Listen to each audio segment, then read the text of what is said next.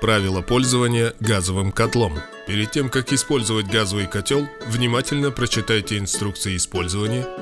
Не допускайте к управлению котлом лиц, не прошедших инструктаж. Запрещается вносить изменения в конструкциях газовых котлов, вентиляционных и дымоотходных систем. Своевременно реагировать на ошибки в работе котла, используя инструкции к использованию. Обеспечьте защиту в помещении с отопительной техникой от несанкционированного доступа детей и посторонних лиц. Запишите на листке коды ошибок котла и контакты специализированной обслуживающей организации и повесьте его в доступном месте.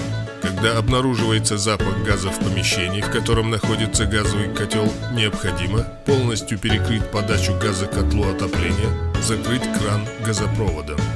Открыть настежь все окна и двери в доме.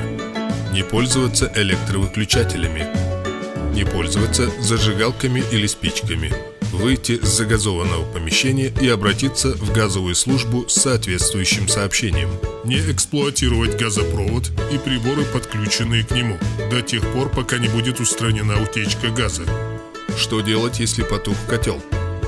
Нужно убедиться, что открыты краны отопления газа и котел подключен к электросети 220 вольт. Затем попробовать запустить котел, нажав на кнопку пуска. Также проверить тягу в котле и дымоход. Если у вас дымоход отдельный или же вы проживаете в частном доме, проверьте дымоход, не забилось ли сажей, снежным куржаком или иными предметами, из-за чего затрудняется дымоотвод. Что делать, если упало давление или течь воды с котла? Манометр указывает, что давление 0 или ниже 1 атмосферы.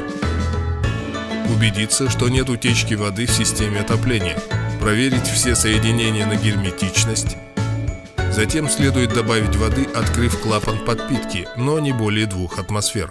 Если при наличии давления отсутствует циркуляция, следует попробовать стравить воздух путем открытия воздухоспускника. Если после подпитки стрелка манометра продолжает опускаться, отключить подпиточный насос и обратиться за помощью к специалисту. Нет горячей воды. Первым делом проверить соединение подачи воды на горячее водоснабжение. Также одной из причин является грязная вода, которая забивает фильтры в котле. Необходимо по рекомендации установить фильтры тонкой очистки перед котлом и своевременно чистить или менять фильтры. Если после предпринятых вами мер по устранению неполадок с котлом проблемы все же остались, либо есть другие неполадки в котле, вам следует вызвать специалиста газового оборудования.